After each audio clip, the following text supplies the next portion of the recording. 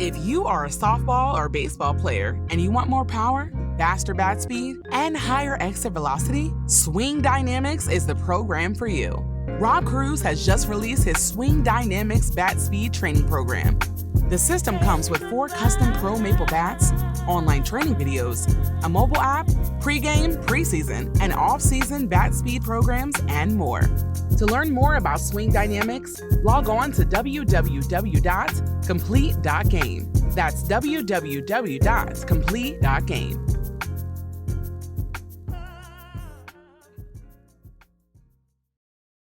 Yeah. So I got another question on another topic that I wrote down here. I want to get your opinion, or how do you feel about the portal, and then blend in? How do you feel about the NLI money?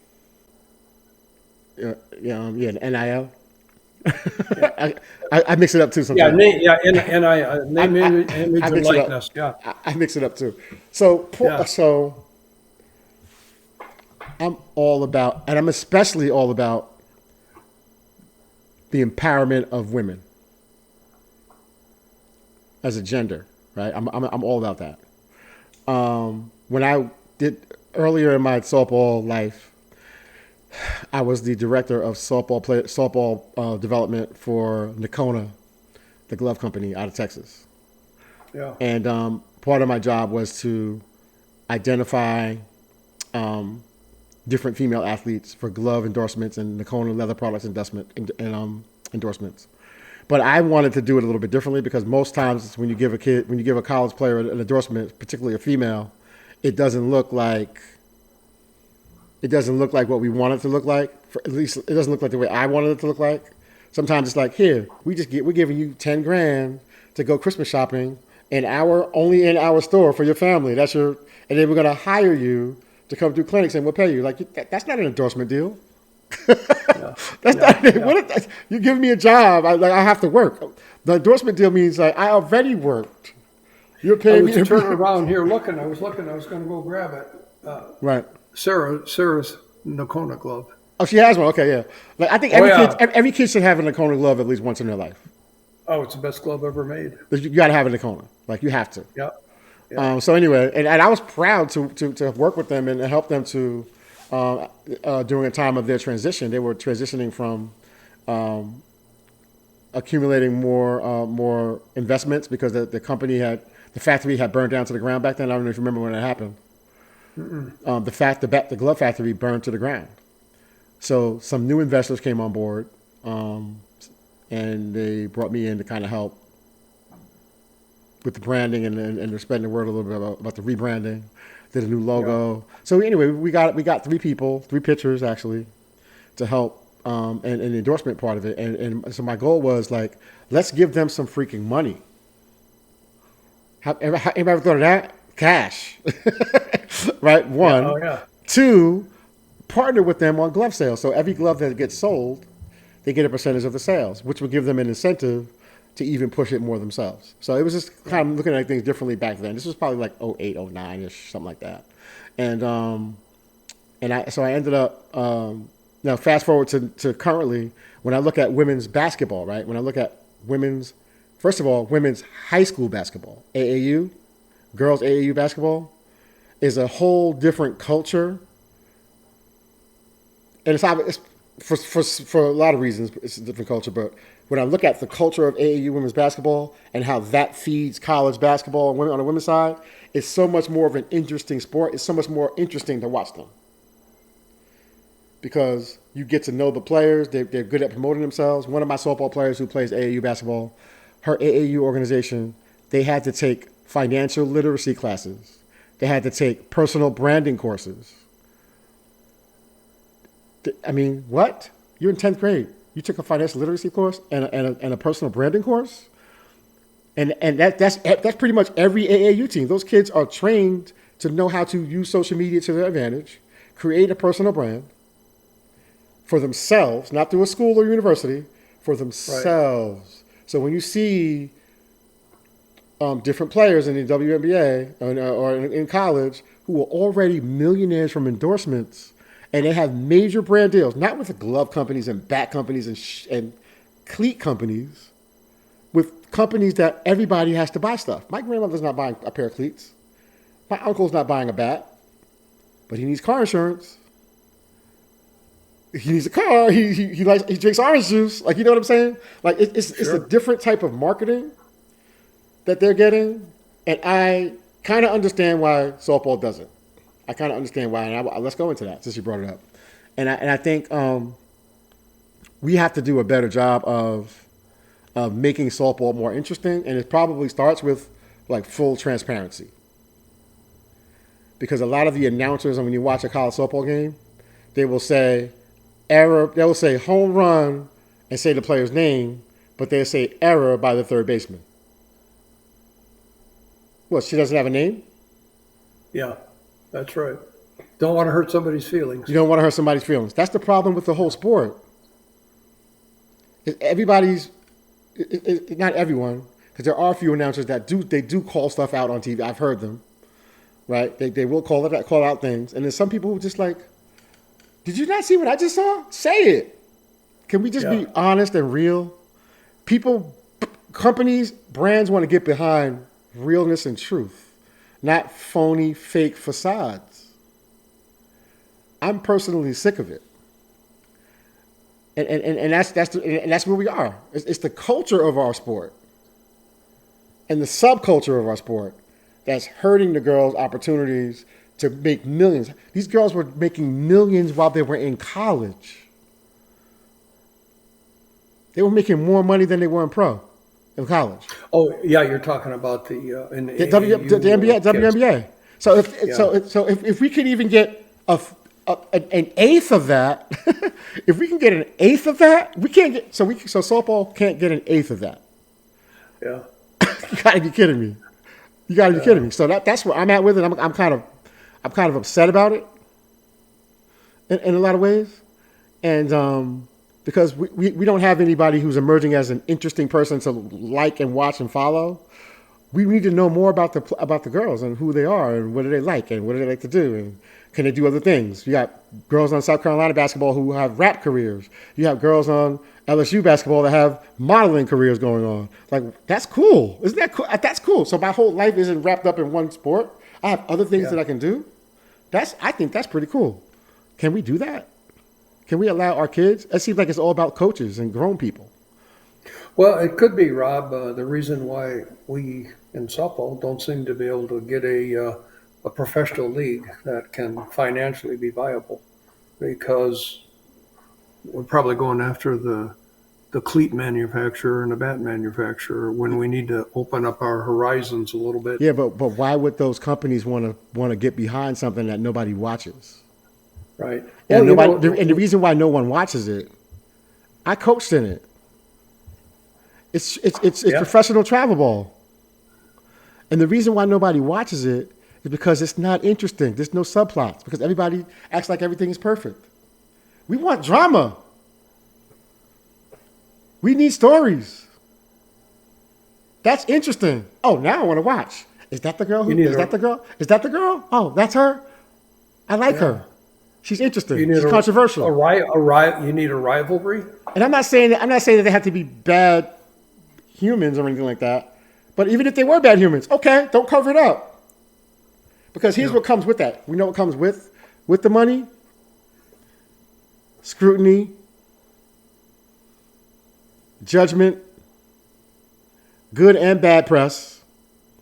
Yeah. That comes with the money. Because money only comes from attention, and attention generates eyeballs. Eyeballs generate revenue for advertisement. How's that old saying go? It doesn't matter what they're saying about you as long as they're talking about you. Like, say it. Like, the girls are gonna make. It's gonna. They deserve. I saw the best players I've ever seen in the world at the pro level in softball. It was the most unbelievable thing I have ever seen, and the fact that nobody's watching it, so they can't make money because it don't work the other way, right? It doesn't work. Pay them and the eyeballs come. You have to have the eyeballs to sell the ads to generate the money. Mm-hmm. And in a social media age with a 10, 15, 20-second media cycle every second on the phone, there's no reason why softball has not figured out how to market the sport better and market the girls better, because there are some interesting girls, but no one knows anything about them until the World Series comes. Then we start finding out, oh, that's cool, that this kid quit softball, played golf, came back, and played, and now she's pitching in the World Series or whatever. Like, tell the story. Yeah. I'm struggling with this. I've got mental health stuff going on. Tell the story. I think we got to sell the stories, and we got to sell truth, and we have to sell not this dream that everything is so perfectly perfect, because it's just not true, and it doesn't draw interest. No one's interested. Well, at least I'm not interested in it. So I think that's my answer for like the whole NIL thing, because I think that, man, it would be great. It would be cool. And it's not baseball's problem. Everybody, well, Major League Baseball. Baseball is another whole different sport than softball. That's not MLB's responsibility to freaking support pro women's sports. That's not their responsibility. They're doing it in some ways, but that's not they don't have to. You do it. You guys figure it out. I'm not sure there's a benefit to them. There is no benefit. I don't think they don't draw any more eyeballs to a baseball game because they sponsor. They absolutely do not. They softball. No. Yeah. And so you can't compare like what the NBA did for the WNBA. No. That's a whole different thing. And in terms of the portal, like, are you okay with kids? I'll use the portal. It's happening other ways too, but a kid makes her decision out of the portal where she's going based on how much NIL money she gets promised. Not got anything to do with, and do I want to go to this program or that program, or this coach or that coach, or I want to get a degree from this university. It's, let me see, are you giving me 30,000 or 45,000 or 50,000? So if that's happening, I can't imagine that it's happening on a really large scale. I don't either. You know, there may be about maybe, if there's 10 cases of that, if there's 10 cases, it's probably 10. And that's not, to me, like, that's not, because here's the deal. The bigger issue is that, and I don't have the numbers for you guys, but I'll put them in the show notes. I'll get the numbers, the exact numbers, and I'll put them in the show notes. The exact percentages of the people who go into the portal Division 1, 2, and 3, and how many people never get out of the portal. Oh, sure, lots don't. But so that's a bigger issue. People are. You think that they changed the rules about committing early. Those rules have changed. So you think nobody's out there that's committed right now? They're just not posting it. You think no one's committed in ninth grade? Oh, sure, yeah, of course. Probably. Yeah. Of course they are. It's just not. They're just not posting. I committed in ninth grade, but I guarantee people are committing. I will guarantee that. And I don't have a problem with that. I don't have a problem with that. I don't have a problem with it at all. If you know where you want to go. Here's where my one heartache goes is, and there's probably not a whole ton of kids that are getting a ton of NIL money, but it's kind of the schools that have the money, they're the rich schools. It's the rich are getting richer, and if they have a big hole to fill, well, here's a little NIL money, so come my way, and so now I'm a good coach again. I'm going to be in a World Series again. When I watch games on TV, it only takes one player. When I watch games on TV and I see a mid-major pitcher do really, really well, in my head I'm saying to myself, she's gone next year. Could be. Somebody's going to get her. But that's America. This is the American way. The rich get richer. This is the American way. We can't complain about capitalism. This is the American way. Well, wait a minute now. See, we come from different eras. I hate it. I'm old school. I hate the New York Yankees. They ruined baseball. Oh, sorry. Free agency. And I like you know why I like the word agency? Yeah. Because more people need to have agency. We need to have agency. So let me say this. I'm gonna say this. I'm a player. I get to a college. It's not for me. I feel as though I made a mistake in my commitment. I want a different, better, more fair opportunity. Whether I'm Those looking at are it all whether I'm looking at valid. it differently than whether I'm being honest with myself or not. But I now have agency to be able to go into a portal situation without having to sit out a year. Because the reason why most people did not do that years ago is because the transfer penalty was you got to sit out a whole year, and people were not willing to do that. That's right. So now that I can play right away, yeah, I'm out. This is crazy. I'm not putting up with this. The people are abusive. People are unfair. There's a lot of things. That would be the beauty of the portal. So that is the beauty of the portal. And then the other part of it is on the coach's side of it. I recruited you, it's just not working out. You don't need a letter of release from me. Like just just go play somewhere else. It didn't work out for us. Hopefully you find a home that works out for you. Obviously sometimes you have that, right? But the whole this is the part of the portal that I kind of don't like. But this is a people issue more than it's a portal issue. It's not the portal that does this. It's people that do this. It's like somebody saying, well, guns are bad. No, it's bad people with guns are bad, right? Yeah. People who mistreat and misuse the portal, that's a person issue. Because some people are like, yeah, just halfway through the season, I know I'm leaving. You going to war. You got people on your right and left cheering with you in the dugout who know they're going in the portal. That's crazy to me. Yeah. That's weird. Is that not weird? That's crazy. We're in the World Series battling. We lost. We got tears, mascara dripping down my face. And you knew you were going in the portal a month ago. Yeah. Like that is the most. That's a human thing. It's not the portal's fault. No, it's not. And I think and the way and again, coaches are competitive. You know that. Like so, they're going to go in and there are people who don't even have to recruit. They're just going to go sit on their laptop on the beach. Yeah. And email kids in the portal. That's all you got to do. Portal. Yeah. And I'm gonna tell you right now, the portal has made it more difficult for high school kids to get recruited. I hate that. The other class of kids, I think it has made it more difficult for too. JUCO took it right out of my mouth. So JUCO, exactly. High school kids, and here's the other thing, right, with the portal, which I love it for coaches. If I have an immediate need, I have a kid that I recruited who just didn't work out. She's not who I thought she was. I committed her in 11th grade. She was at the top of her game. She showed up. She wasn't in shape. She didn't have the skill set that I thought. She stopped working hard. She's on the phone till 4 a.m. with her boyfriend, comes to practice tired. Like all these things that you don't even get to know that's going to happen. Like I got to go in the portal. I need somebody to come in immediately.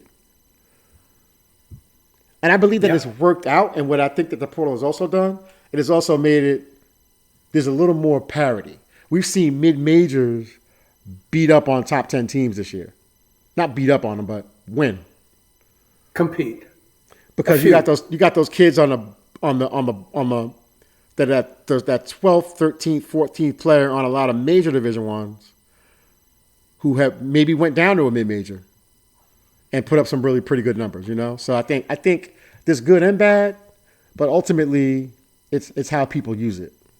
So it's not the portal as much.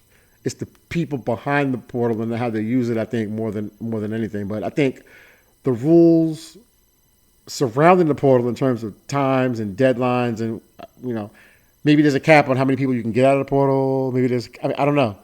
I'm not sure what the rules should be because I don't know to that extent, but I think we have to take a look at it. I think we should take a look at it at the end of every year and see how we can make it more fair, more efficient in whatever way we can. But I think it's changing the game, though.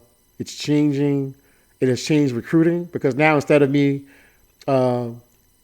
giving, if I'm a fully funded college program, maybe I'm only utilizing 6 of those scholarships for high school, and maybe I'm using 8 for the portal. Yeah, got to save some for the portal, or I've got to encourage somebody to leave my program to free up a scholarship so I can get into the portal. And how would you encourage somebody to leave? Bench them? Oh, Ignore them?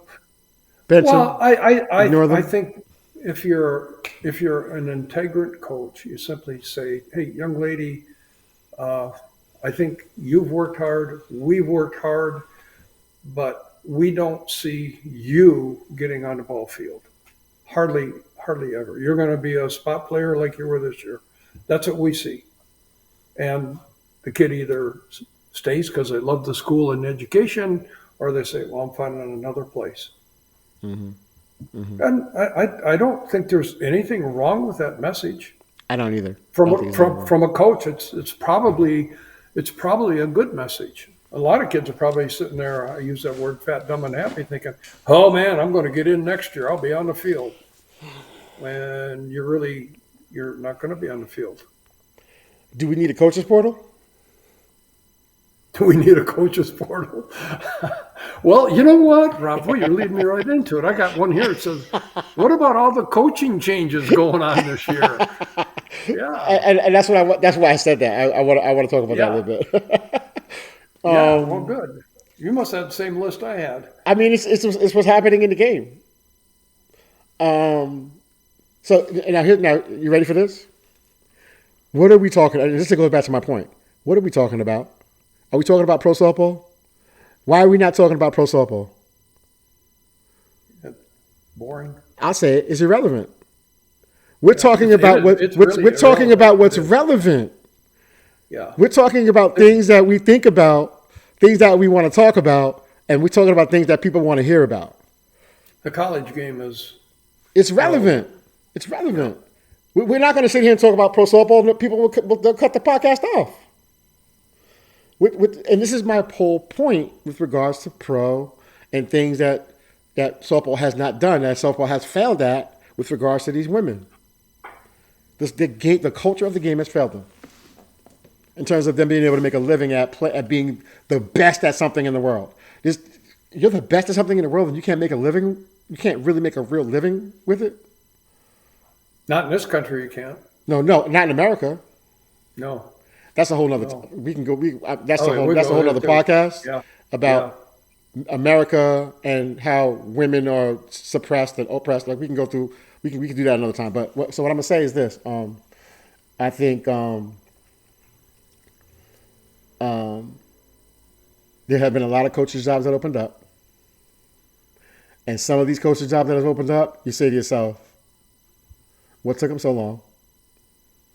Yeah. and it makes you wonder how much these athletic programs really care about winning in women's sports, and specific women's sports, and particularly maybe non-revenue women's sports.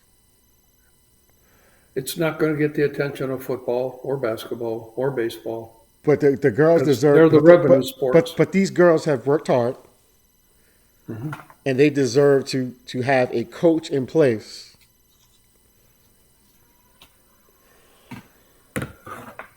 Oh yeah. I'm not going to get into whether someone's qualified or not qualified, but I'm going to say, and I don't think anybody tries to lose on purpose, but some people are just not very good at winning. Yeah. And I think a lot of kids want to win. And when you look at it from the outside, it's like, how could somebody be somewhere all those years and never really win?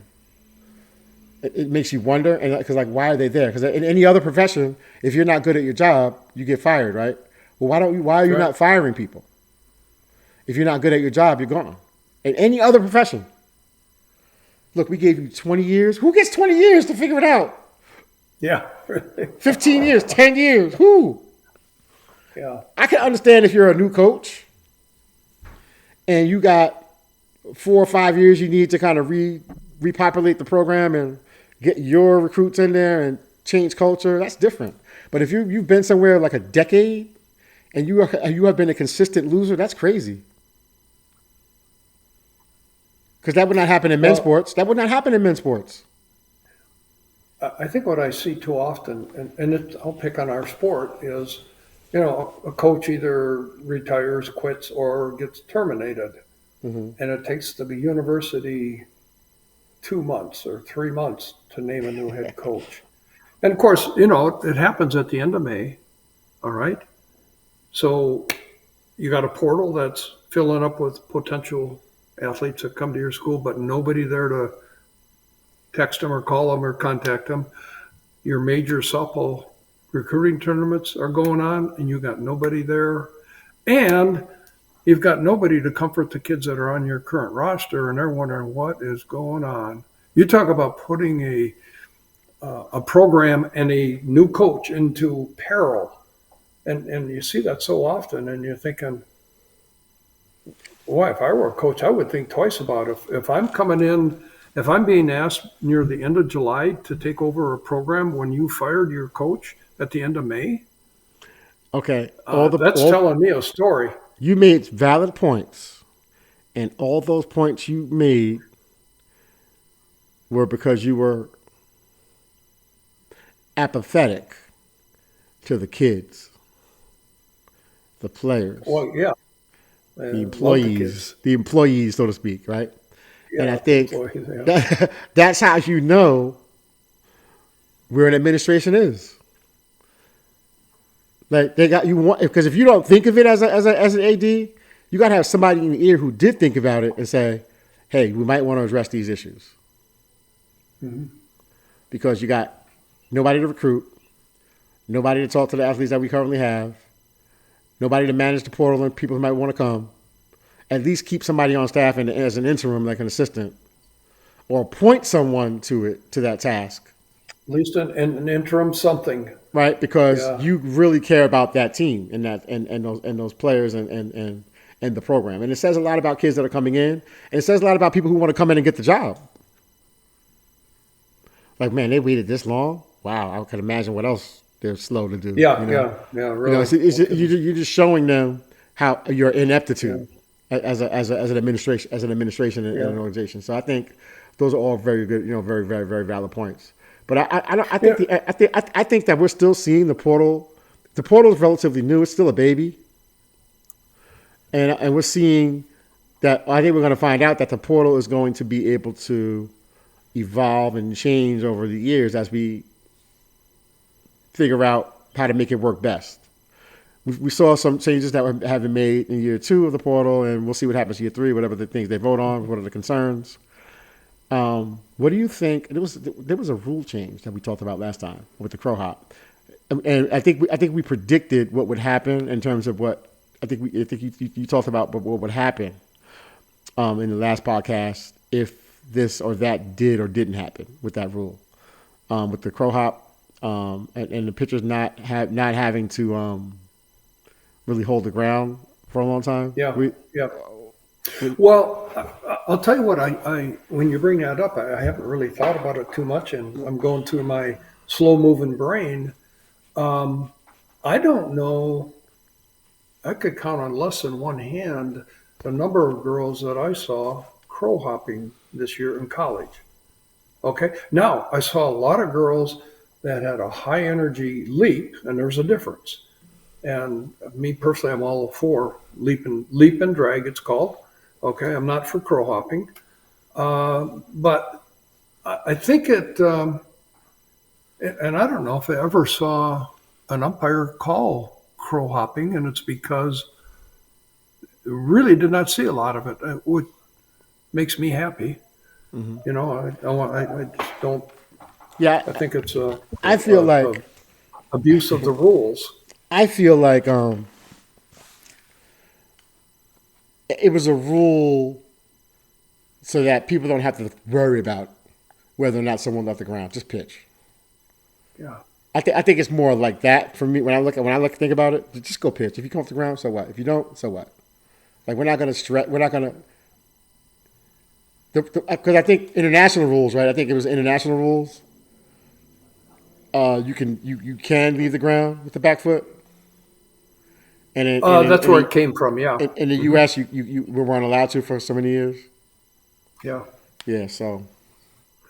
Yeah. That's what it is. Well, I the reason I'm okay, and I differentiate between crow hopping and leaping, and I've measured it with my sensing unit, my 4D motion sensors. a crow hopper, you can see it graphically. The sensor that's on their spine, on their hip. They go out, they hit a peak linear velocity of their body. Okay, then it's the initial drive foot hits the ground. You see it slows down, and then you see it peak up again. So they actually initiated a second push. You don't see that with a leaper.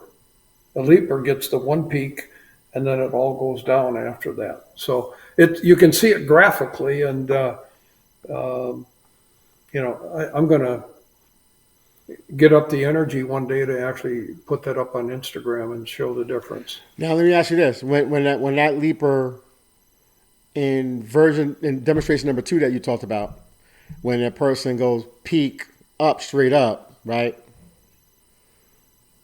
When they go peak straight up, yeah, and they don't kind of restart again, does that help with having better deceleration patterns?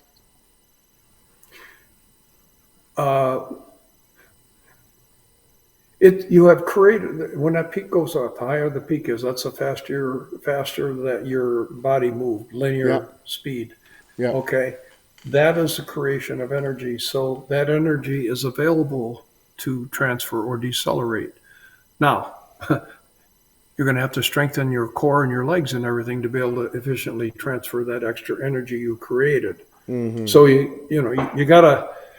Leaping's great, but if your stride landing leg can't handle it, you're actually hurting yourself rather than helping. So, yes and no. How's that?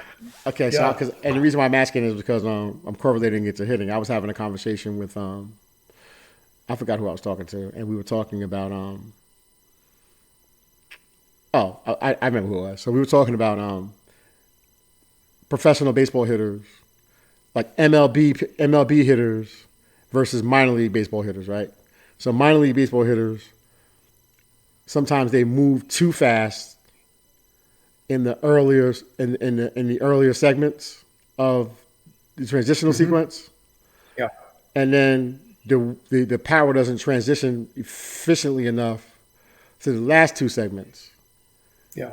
Right. So, but the MLB players, it's probably the same thing that I just described. It's the same thing. So, but the MLB players are turning the hips and pelvis in a specific range of speed, knowing that the energy is going to get transmitted and translated into the chest and arms better because I have more pelvic control. So for me, I've been focusing a lot on not as much pelvic speed, but more pelvic control. Yeah. Because I know that even the person with the strongest landing leg, it goes back to brake systems and acceleration systems, right? So like a car, right? So exactly. If a car has great brakes, the car can accelerate, at a faster rate. And so if you don't work on the brakes, you can't have all this energy. Yeah. And I think I was working with I had a college girl, and she was in for 3 days just last week. Mm-hmm. Great kid. And one day we worked on drive. We're trying to find out which drive mechanics were the most effective for her. And to me, the most effective one was the one that had the best brakes. When you can get the pelvis rotation to decelerate rapidly, everything moves right up the chain into an acceleration and then a deceleration. So I love drive speed, but I also like it when they control it with the brake system. So let me ask you a question. This goes back to another question that I asked you before, and I keep seeing it more and more. And I know you answered it, but I still don't understand it. When I watch TV, people talk about pitchers landing with the front foot at 45, right? Mm-hmm. But then when I watch TV, it looks like a lot of pitchers are landing close and not more closer to 90 and not 45. Mm-hmm. And if they are, why? Do you think it has something to do with getting the pelvis to stop sooner so that the decel can happen earlier? What do you think? Well, I don't think they're landing, let's say, more closed On because purpose? they want to. Oh, okay, No, gotcha. that's the way they were trained when they were a younger kid. They actually they forced an opening movement, and so their body wants to stay open more than it wants to do a closing movement. And if you look at Yeah. Canady, like Canady doesn't even like turn her hips. She just brings them together. She just brings her legs together. She doesn't even really rotate. Yeah. What's up with that? Well, I'm sure she does. Well, it doesn't look like it doesn't look like she does though. Like I'm talking about with the lower half. Of course, the torso. She's getting torso turn, but like, how quick is it? How quick is when that foot hits the ground? How quick the bit of rotation she gets with her hips? How quick is it, and how quick does it decelerate? There's your creation of energy. Okay, and the so transfer of energy. okay, so now that's what. Okay, so with that, does that explain why she throws the ball so hard then? One of the reasons. There's a million reasons. So why doesn't everybody just teach that? Some kids are built differently. True. There's fast twitch, slow twitch. True. You know, I think everybody, not everybody, because they don't all understand this, but you know, a high level pitching coach is trying to get their kids to do that.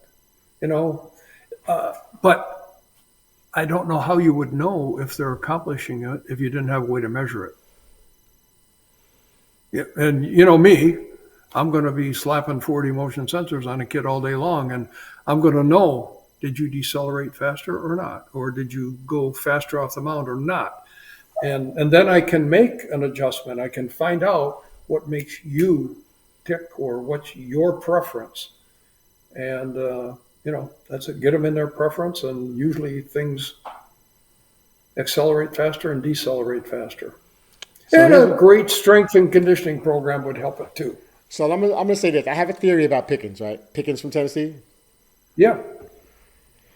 And why she looks like she's not even trying. Yeah. And she throws, and it's like she could throw 1,000 pitches in a day. It looks like, and she's not even breaking a sweat.